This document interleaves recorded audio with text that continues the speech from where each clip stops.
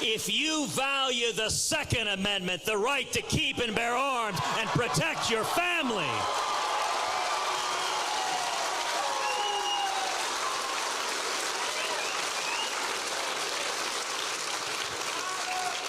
then we are just one liberal justice away from a radical 5-justice majority that would strip away those rights and the rest of the rights in the Bill of Rights of Americans all across this country. Now, you know, a couple of debates ago, Hugh Hewitt asked all of us about religious liberty and the Supreme Court. And Donald Trump turned to me and he said, "Ted, I've known a lot more politicians than you have." Well, in that, he is clearly correct.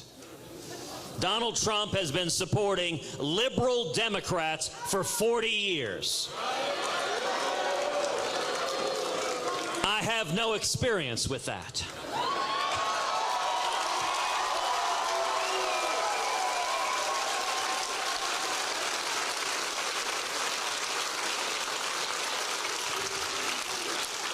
But Donald continued, he said, "Ted, when it comes to the Supreme Court, when it comes to religious liberty," he said, "Ted, you gotta learn to compromise.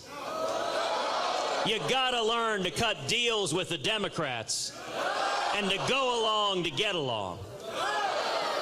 Well, let me be very, very clear to the men and women of Indiana. I will not compromise away your religious liberty.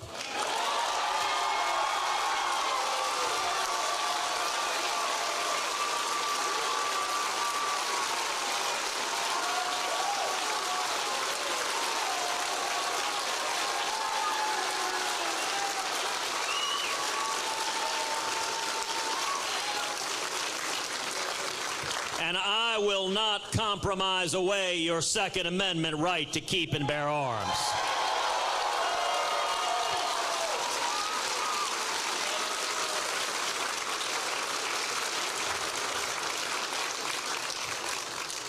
You know, last week, Donald Trump went on the Today Show. And on that show, he agreed with Hillary Clinton and Barack Obama that a grown man should be able to use the little girl's restroom. Now listen, I don't think this is an issue of left or right or Democrat or Republican. This is an issue of basic common sense.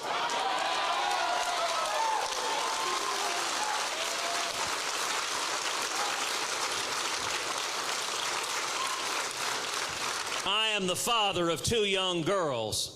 And it is basic common sense that a grown adult man, a stranger, should not be alone in a restroom with a little girl.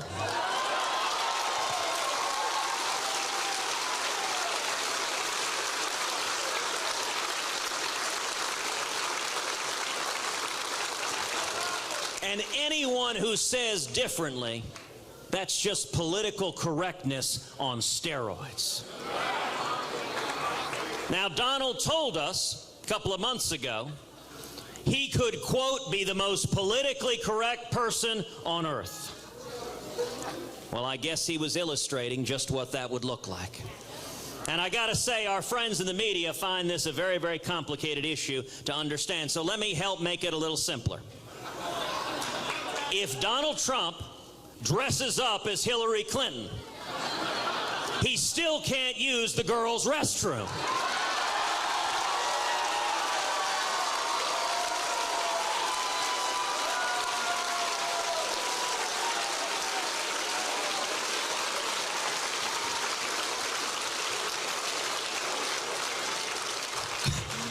And I apologize for implanting that image to haunt you later tonight. You know, Donald in a bright blue pantsuit is a bit much.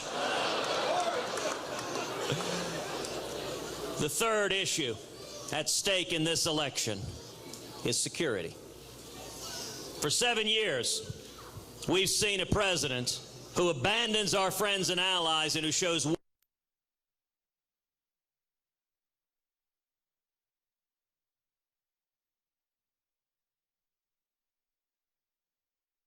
be neutral between Israel and the Palestinians. Well, let me be very clear. As president, I will not be neutral.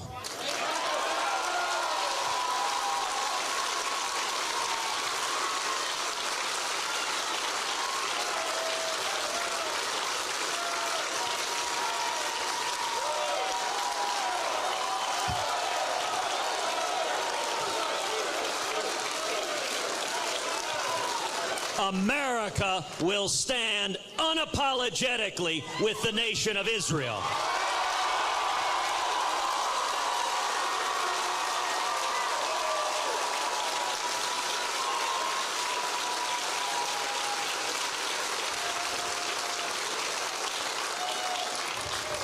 And you know, anyone who can't tell the difference between our friends and our enemies, anyone who can't tell the difference between Israel and Islamic terrorists who want to kill us, that raises real questions about their fitness and judgment to be commander-in-chief.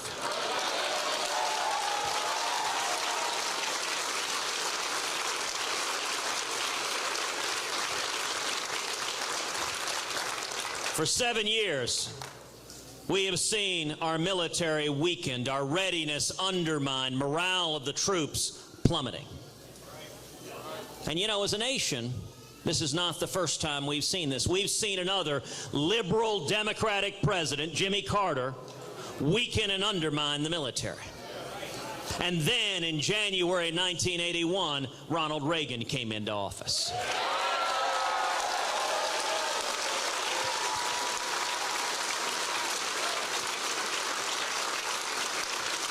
And what did Reagan do? Reagan cut taxes. He lifted regulations. We saw millions and millions of new high-paying jobs. That generated trillions in new revenue for the federal government. And he used that revenue to rebuild the military, to bankrupt the Soviet Union, and to win the Cold War.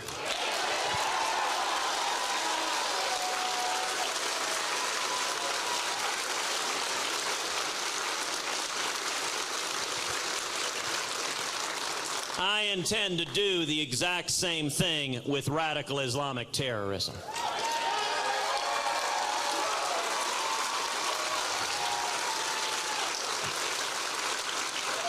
We're going to repeal Obamacare, pass a flat tax, rein in the regulators, stop amnesty. And that's going to create millions and millions of new high-paying jobs, new manufacturing jobs, raising wages all across this country. That's going to generate trillions in new revenue for the federal government. And we will use that revenue to rebuild our military so it remains the mightiest fighting force on the face of the planet.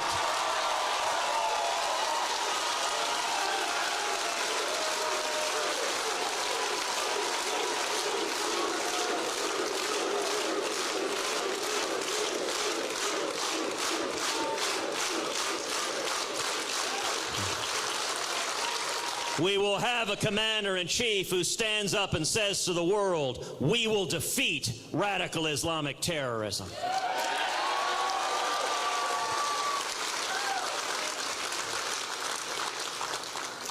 We'll have a president willing to utter the words, radical Islamic terrorism.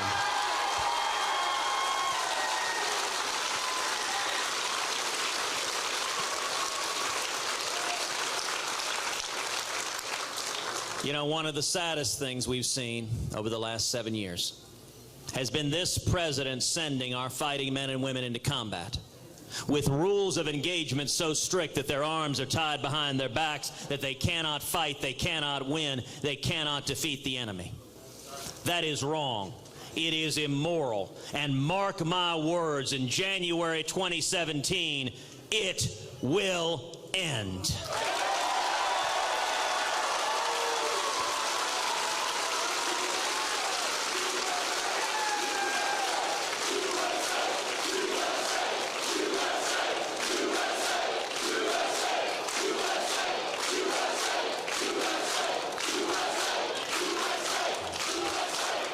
To every soldier and sailor and airman and Marine, and for that matter to every police officer and firefighter and first responder,